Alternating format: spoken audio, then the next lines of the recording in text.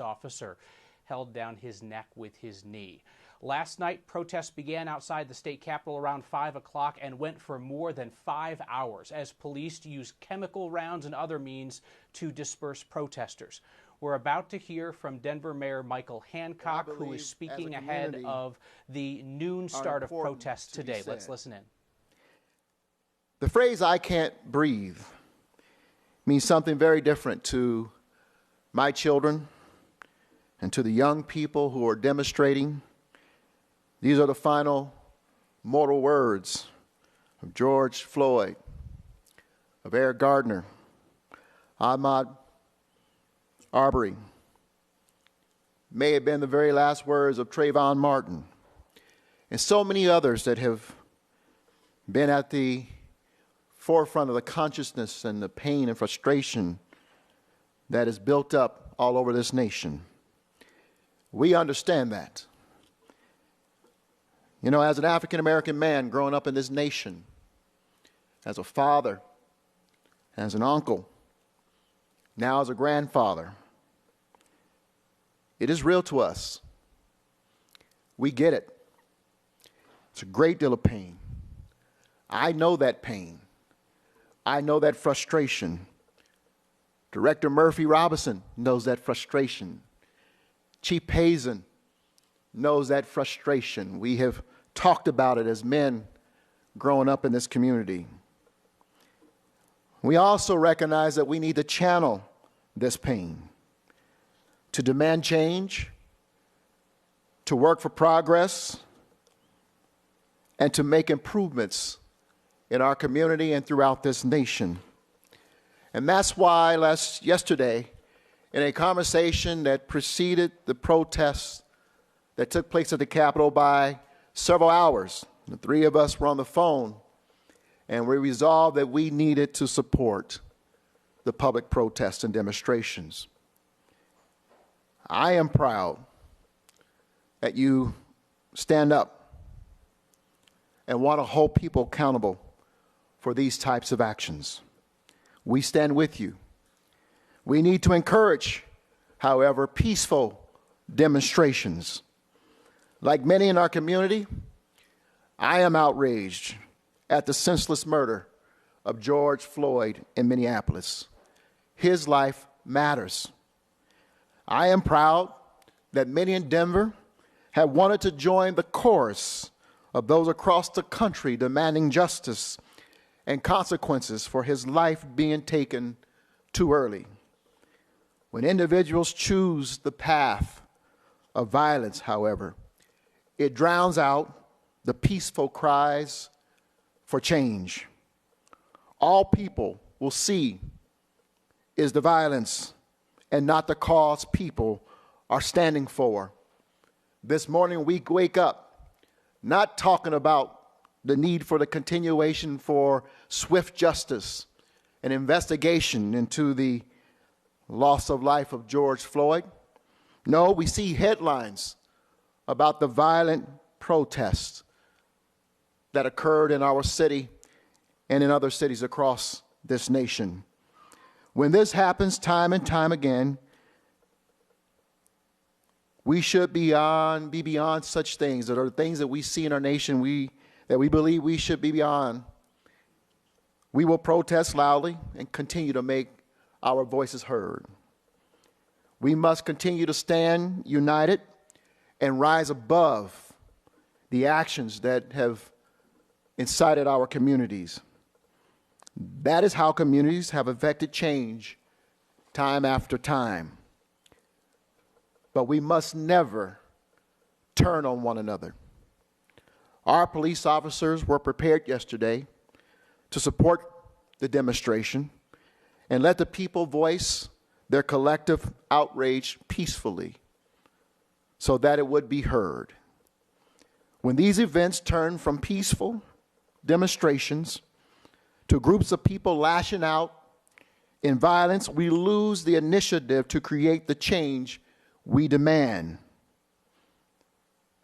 Again, the message today, the headlines are about the violent protests and not about the injustice that was directed and prematurely ended the life of George Floyd. So as we go forward, we will take extra precautions for future protests on this issue. We will hold people accountable if they look to hijack people's pain for their own violent purposes. This is my opinion, not the chief's, not Director Murphy, unless they want to join in. But for what we saw, for the most part, yesterday started out as a peaceful demonstration that was infiltrated by others who decided to push their own agenda, to disrupt and to incite. For the last 3 months, as we have weathered the storm of a horrific pandemic, where countless frontline workers have put their lives at risk protecting all of us, unfortunately, they had to don their riot gear to bring peace in what should have been a peaceful demonstration. The road to recovery is before us, and all of us, Black, Latino, Asian, and white, all of us must continue to work to recover together. I want to thank our police officers for the strength and the restraint that they showed yesterday. I want to thank our sheriff deputies for their efforts as well, our EMS workers, our firefighters, who went from working the front lines on the COVID challenge to dealing with a demonstration that turned violent last night. I want to thank the demonstrators who showed up for a peaceful demonstration, to have their voices heard, to push back on the injustice that we all have continued to witness throughout this nation, and to call for closer, tighter relationship between the police and the communities, and the honoring of the sanctity of life of all men and women in our communities. The chief will talk about the ongoing investigations, about the shots that were fired, cars destroyed, car chasings. But I want you to understand something. It doesn't mean that we should stand silent when injustice occurs. Nothing I said preempts that value. Whether that injustice occurred in Minneapolis or in Georgia or in our nation's capital, we do not stand silent. That's not who we are as a society or as a people, and certainly not from the community I was raised in. We move, we act with respect, we create change together. There's still the sickness of racism in our country that needs to be cured once and for all. More than ever, we need to all pull together, because we can remake this world together, guided by equity and tolerance and justice. And so I want to summarize the thoughts of this city before Chief Payson comes up. We will stand ready again to support peaceful demonstrations, but we will not tolerate violence and damage to personal and public property. It is a tough situation. We get it, but we must demonstrate peacefully. I can tell you not to go out and to demonstrate, but the reality is it's going to happen. And if it's going to happen, we're not encouraging people. We're going to let it happen. And though we're not encouraging people to gather, we're going to allow it to happen. We ask you to do it peacefully and ask you to do it safely. Once again, we remind everyone, the coronavirus is still very much in our community. And if you're out there to demonstrate, to have your voices heard, we get it. Exercise physical and social distancing. Wear your face covering. And again, demonstrate peacefully. I ask you to keep in your minds the family of George Floyd, who we all know can imagine that they are experiencing unspeakable pain right now for the loss of a soul that they cherished. But let's not, in Denver, Colorado, or in Los Angeles, or in Minneapolis, anywhere in this nation, let not the story be about the riots and the protests. Let's keep the focus on the life that was lost and the hope that we all hope, the change that we all hope to see happen in our communities. Thank you, and I want to bring Chief Paul Pazin up.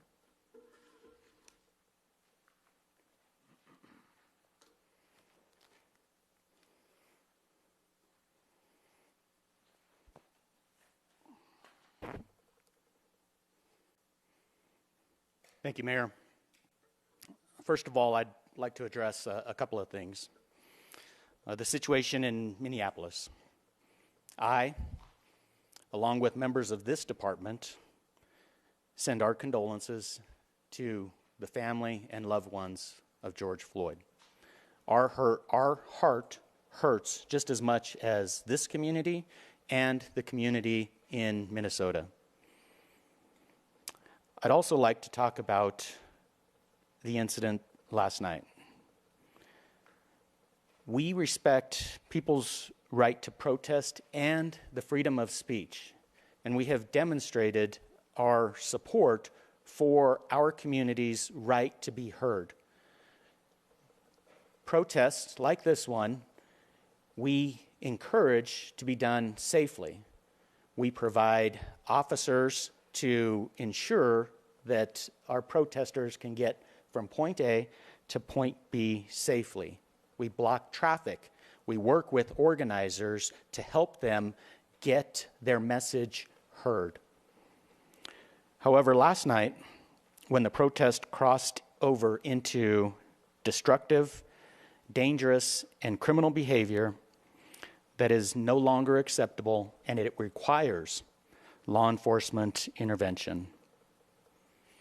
I also want to commend the women and men of the Denver Police Department who demonstrated extreme restraint last night as they became the target of people's rage and anger. They performed in an exemplary manner in order to control a very disruptive and dangerous situation, a situation that put lives of our residents, lives of the people of Denver in danger. What started off as a peaceful protest, unfortunately, quickly devolved into violence and vandalism.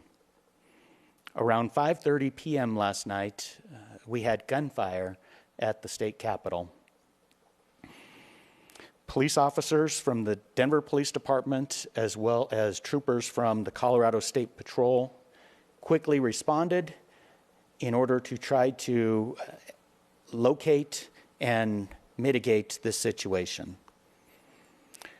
We continue to investigate this in hopes of bringing the individual responsible for this dangerous and violent behavior to justice. Unfortunately, we did not locate anybody last night. However, the investigation continues. After this shooting, we had many of the protesters scatter, and we had a group that marched towards I-25. As you can imagine, this is very dangerous. It's very dangerous for our protesters to access the highway where we have vehicles traveling at high rates of speed. It's dangerous for the protesters, and it's dangerous for our community that is not expecting pedestrians to be on the highway. Officers were able to quickly engage with these protesters who were on both lanes, north and southbound I-25, and get the highway cleared. As these unlawful behaviors continued throughout the evening, the danger to our residents and our officers became greater. This was caused primarily by a few agitators within the group that were throwing rocks, setting fires, and causing damage to our business community. In response, our officers deployed less lethal weapons as a means to disperse the crowd. This lasted early into this morning. Overall, we had 3 officers that sustained injury, one of which was transported to the hospital and is doing fine as we speak. There were a total of 13 arrests for incidences involving burglary, criminal mischief, and assault. Our officers showed great restraint throughout the evening and only took action when dangerous situations occurred. As we move into this weekend, please know that we continue to respect the First Amendment and individuals' right for free speech and assembly. We will continue to work with organizers to help them have their voices heard in a safe manner. It is our responsibility to keep Denver safe for all residents, all protesters, and all police officers. As we continue, we will treat those we serve with respect and dignity. We are committed to respecting and protecting dignity, safety, and the rights of all our community members. And we ask that everyone do the same. Thank you.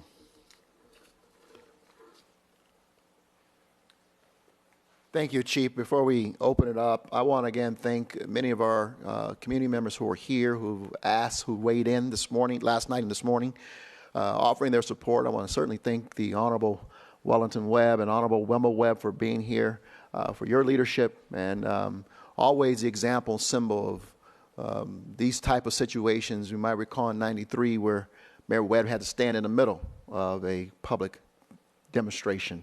And he's much taller than I am. He was seen, I would not have been. But that was a demonstration of courage and leadership that someone growing up in the city will never forget. Let's open up for question and answer. Chief Hazen, did you think cops followed the use of force policy in light of protesters saying they were shot with tear gas and pepper balls were shot at them? Can you comment on that? So, Esteban, great to see you.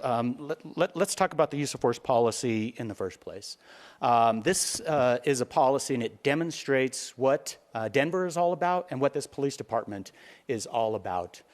The Denver Police Department use of force policy was created by this community, and it was created in a proactive way so we can prevent tragedies.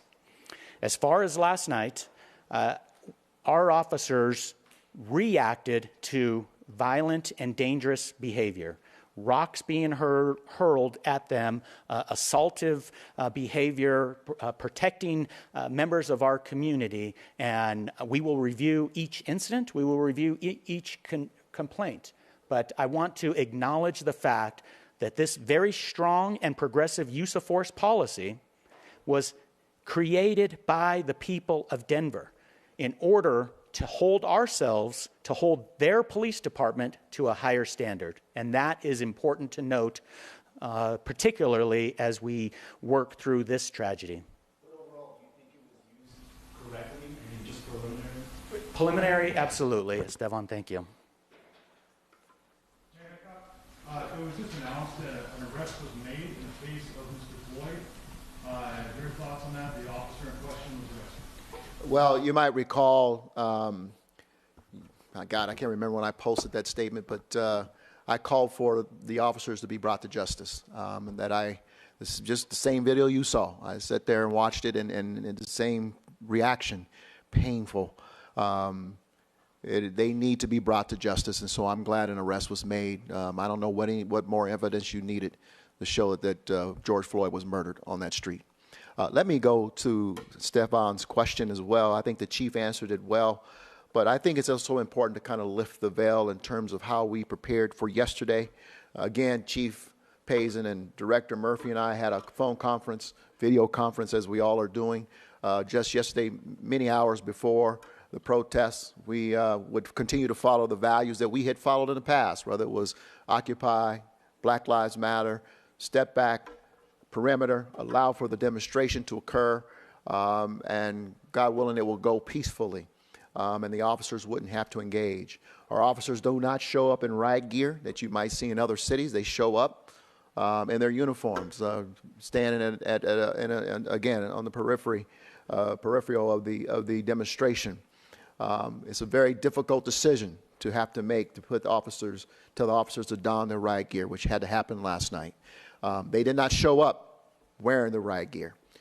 They had to put it on after they came under attack, with bottles being thrown at them and other rocks and other elements. And so that was something that I don't think we've had to do much in Denver during these demonstrations, but our officers had to protect themselves, and that's why you saw them do that, and then ultimately have to try to disperse the crowd with the other elements like pepper balls and what have you. So, along those lines with the use of force, are there any guidelines or next steps for folks who are caught in the crossfire? So, for instance, I saw a smoke grenade light a homeless person's tent on fire on Colfax. Like, what is the guidelines for folks who are kind of stuck in the middle of all this? well, absolutely. I mean, you can go to the Independent Monitor. We have obviously. They can file a complaint with the police department. The concern, the officers are trying to abate a pretty dangerous situation. No one targeted homeless tents or homeless individuals or even innocent individuals who were bystanders.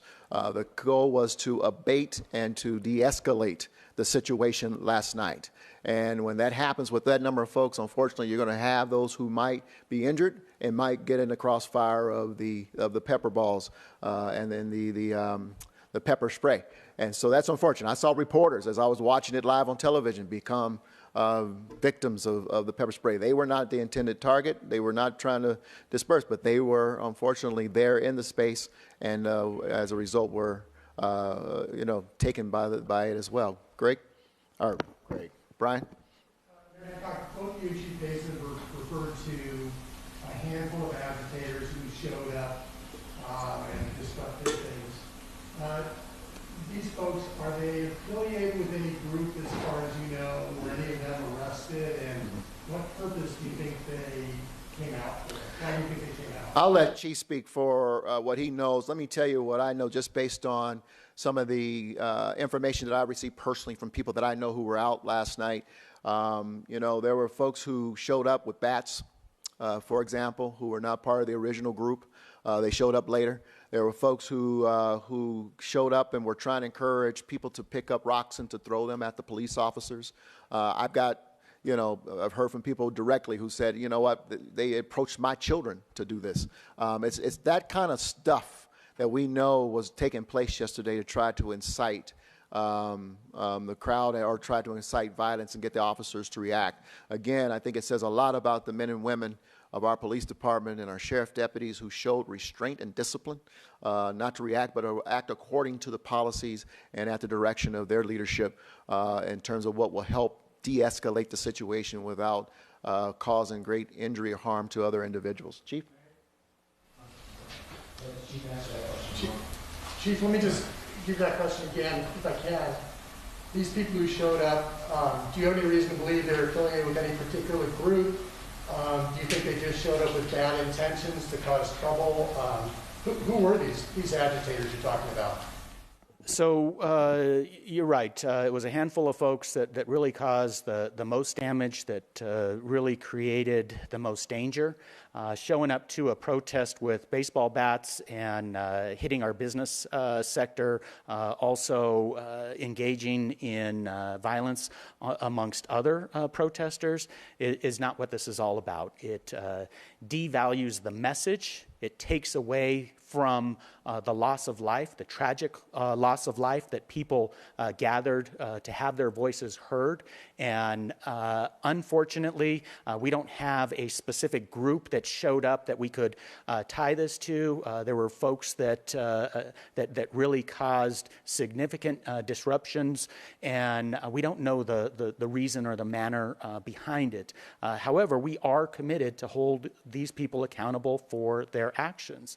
And there were 13 arrests for criminal behavior. This is burglary, this is criminal mischief, this is assaults that took place, and we will continue to investigate. We will continue to utilize all tools that we have to identify victims, try to reach out to the victims to offer support, as well as to hold the individuals accountable for the crimes that they committed to the people of Denver and to this community. One follow-up question, if I can. With respect to use of less lethal, what was the tipping point for you? What was the one incident where you said, okay, green light to use less lethal? What happened? Was it the car hitting people? Was it rocks and bottles? What precisely was the tipping point? So again, and this was made for each individual location. So typically, the tipping point on this was officers having rocks hurled at them. We have an officer that was hit in the head with a rock and was taken to Denver Health Medical Center. He stayed there for several hours. He's doing well now, but we all know the dangers involved with hurling rocks. And to go hands-on is actually more combative, right? That's something, going hands-on with folks can actually create more of a danger for both our community members and the public. The less lethal deployment is done as a lower level approach to disperse crowds, and those decisions were made in reaction primarily to the crowd, some members, some portions of the crowds that were attempting to incite violence and throw rocks and other objects at police officers. Lance? Question from Lance first, and then we'll go to that. Go ahead, Matt. Thank you. A number of those incidents were caught on camera, and this gentleman made reference to an individual in a car that apparently hit somebody and then wasn't satisfied with just one, but turned around and kind of did it again. Incidents where vandals are breaking windshields on law enforcement vehicles, even up at the state capitol. And that's kind of the second part of the question too. If that's the state patrol's bailiwick, do they investigate that, and would they charge that, or is that something that Denver Police Department is going to be involved with? And overall, how hard do you go after those people? What will you charge them with? And will they actually be held accountable, or will charges be dropped later on? So certainly we will not stand by and let this type of activity take place. And we're very well aware. We have done some investigation. The investigation continues to the incident involving the vehicle and the individual who appears to have been struck by that vehicle. We do not have a victim at this time. We're asking the public's help to identify who this person is so we can ensure that they get medical attention. And our investigation is focused on identifying the driver of this vehicle. We do have some pretty solid evidence with regards to that. And similarly, if an individual engages in criminal behavior, we will work tirelessly to hold them accountable for those actions. And that does include damage to motorists, again, that were just caught in the crossfire. We have folks that were just trying to get home that unintentionally drove through the crowd or drove near where the crowd was, and there were a small set of individuals who then caused damage to folks that were just trying to get out of the way. And we will absolutely follow up on all of those crimes in an effort to hold people accountable for them. Do you have a question in the back? Go ahead. Yes, hi. Mayor Hancock, I have a question for you. You did a great job in speaking about your thoughts on what's happened nationally with the death of Mr. Floyd. And yesterday you had a reference in the Denverite, which is one I read, that spoke about how you felt that those officers should be, or those involved should be arrested. where I would like to have your feedback on, and the question that I have is, while we're looking at the national situation of those who have been harmed by law enforcement, I have to ask you, why then don't we ask for the deputies who killed Martin Booker to be held accountable for murder? Because his death was the same as what happened with Mr. Floyd in many ways, and there's no reference of either Mr. Booker or Mr. Marshall or anybody locally, and the question is very, I ask it with much respect, and that is, the history is very important, and I think that there may be some tensions that are still fueled and held in the community just because of what's happened here locally. Can you address that, and can you speak about why those who have done harm should not be held accountable in our own cities? No, absolutely. You know, these incidents locally also continue to be opportunities for us to learn, and I did learn a lot. I came in as the Booker case was being adjudicated. Quite frankly, that case was well on its way. Those sheriff deputies were also dealt with an investigation under my administration after the final verdict from the court and determination from the district attorney and from others. You know, we did handle that. Same thing with the Marshall case. The reality is that following each of those incidents, there were tremendous lessons learned from me personally, but also from my administration. There are different protocols we follow the moment those type of incidents happen. I'm usually on the phone with the victim's family, regardless of what the disposition is, as well as with the police officers who were involved, and guaranteeing them swift investigation. It's the same thing that occurred in terms of what's in Minneapolis. As the Attorney General of Minneapolis said this morning, not only do we want the wheels of justice to churn, but we want the wheels of justice to churn swiftly in this issue. Everyone, unfortunately, George Floyd was not allowed to have the benefit of the doubt, and for that justice will to turn, it was taken care of on the street. Booker, Marshall, but doesn't mean that we should abandon their due process, and those things should happen. But I always called for swift justice, and to make sure that as a mayor I lean in and promise the family we're going to do everything we can to bring swift justice and I think solutions to the challenge that we face with regards to your family. I have met with the Marshall family. I sat with them. I cried with them. I prayed with them, even as we were dealing with those situations. But they always had my word that I would do everything I could to make sure that it was a swift resolution, and that as a city we would do everything we can to help bring comfort to them, but also allow them to move on in their lives. So, yeah, lessons have been learned. But what I saw in Minneapolis, that needed to move quickly, swiftly for the family as well as for the community. Yeah. John? For Chief Hazen, how many officers were on the scene around the protests at the beginning last night, and how many were there later in the evening? What were those numbers like? So by no means are we dodging this question, but we do not give numbers of officers for any types of tactical situations. The reason is truly in order to continue to protect the community.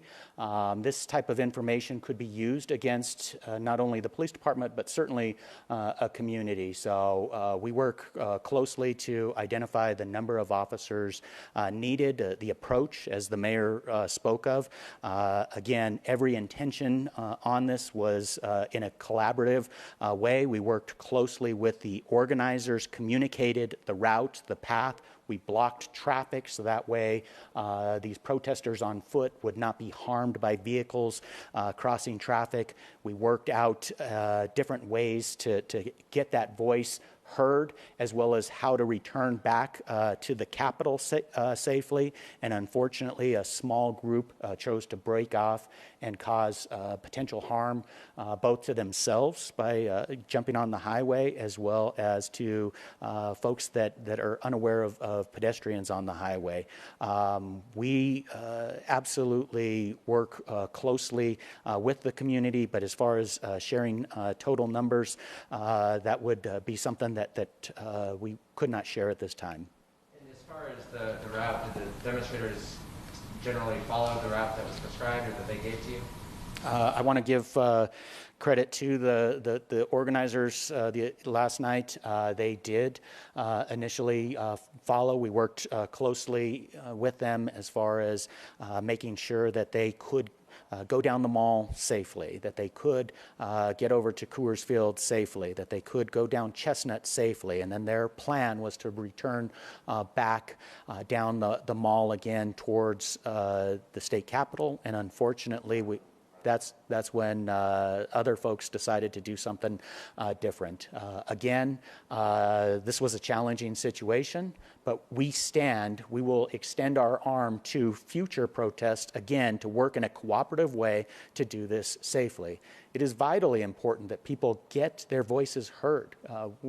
If folks want to affect change in this city, we stand ready to work with them. And we have demonstrated that with this very strong use of force policy. We have demonstrated that with community involvement in training for the use of force policy. And we have demonstrated that with the transparency of sharing use of force data publicly on our website on an annual basis. And if there are, we've come a long way, but by no means can we plant the flag and say we've mission accomplished. We have a long way to go, but you hear it from this city, you hear it from this mayor, this safety director, and this police chief, that we will work with the community for positive change so we can avoid tragedies in the community that we love. A couple more questions. Rob, go ahead.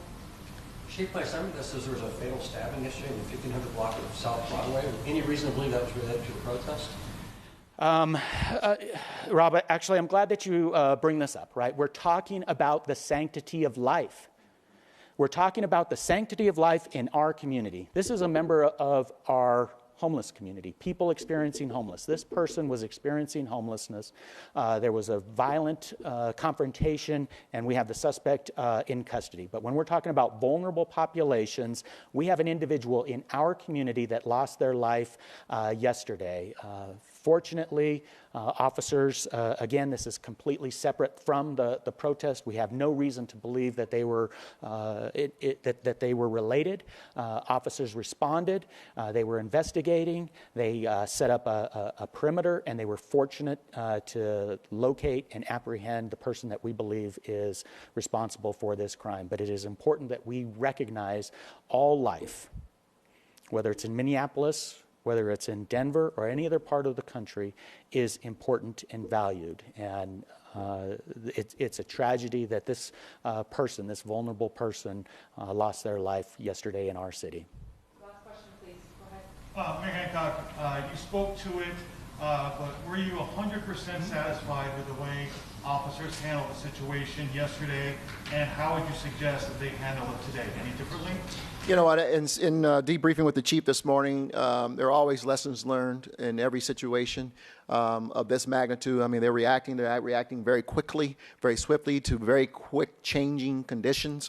I can tell you that I watched just about every minute of the protests yesterday from video feed, and I watched as the officers responded. They showed tremendous restraint. They showed tremendous discipline, and that's greatly appreciated. I think that we ought to acknowledge the fact that with people yelling in your face, people hurling rocks at you, that our officers demonstrated tremendous restraint and discipline and didn't allow for the situation to escalate, and it could have escalated very quickly. And I'm grateful to them. We all are grateful to them that they did not allow that to happen. Okay. What about how they should handle themselves? They're going to, our officers, as Chief pointed out, and I think I said it earlier, we're going to follow the same protocol. We're going to perimeter, and we're going to allow the demonstration to go forward. What we will not tolerate is vandalism, violence, that puts people, whether they are demonstrators or the police, in danger. And the officers will be prepared for that, and they'll have additional resources to make sure that they're able to handle it. But again, we got to remind everyone, and as we get ready to close this, we are still in the era of coronavirus. COVID-19 has not left our community. It's still here. If you're demonstrating, we strongly encourage you to demonstrate peacefully. But remind you that the orders of face coverings is still in effect. To remind you that you are strongly encouraged for your own protection to maintain 6 feet distance from each other, and to do it peacefully. And let not your actions become the story. Let's remind ourselves to keep the life that was lost, George Floyd, at the forefront of our marching. For every step that we take, let's remind ourselves of his last words, I cannot breathe. I can't breathe. Mama, help me. And let's remind ourselves that as a community, we still battle this disease of hatred, of racism. And it's going to be us who have to stay united and get through it and not allow the actions of a few to become the story. Thank you all for being here, and God bless you. Denver Mayor Michael Hancock concluding as he fights back emotion, trying to refocus the energy of protesters on the death of George Floyd at the hands of police officers in Minneapolis. Clear from what we just heard there from Denver's mayor and police chief that they believe that the officers' reaction to agitators in the crowd last night was appropriate, that they feel like it was handled well, and that is what will happen again today if similar scenes play out in the streets of Denver. You heard the police chief mention that one officer was badly injured or badly injured enough that he had to go to the hospital after being hit in the head with a rock. That appeared to be the provocation that the city is focusing on to justify the strong reaction of police last night, launching chemical rounds and other measures at protesters to clear them off the street in protests that began right around 5 o'clock and continued for more than 5 hours last night in the streets of Denver. An unusual sight that we have not seen in terms of the size and duration of a protest, at least since Occupy Denver in 2012, 2013, probably not since the DNC protests of 2008. And then you heard the mayor reference the protests outside the Capitol. I thought it was 1992. I believe the mayor said 1993, in which the Klan faced off with people. But again, large-scale street protests are not something that Denver typically sees, where they are a lot more common in cities like New York or Los Angeles or Seattle or Portland, Oregon. But again, the takeaway from that, the city's message is that they will facilitate peaceful protests that are scheduled to start 17 minutes from now outside the state capitol at noon. But the city is ready to clamp down just as it did last night, and the mayor alluding to the fact that law enforcement will have more resources at their disposal if they feel like things get out of hand. Our coverage resumes on 9 News at noon and continues right now across the networks of 9 News, including 9news.com and the 9 News app. Thank you for joining us.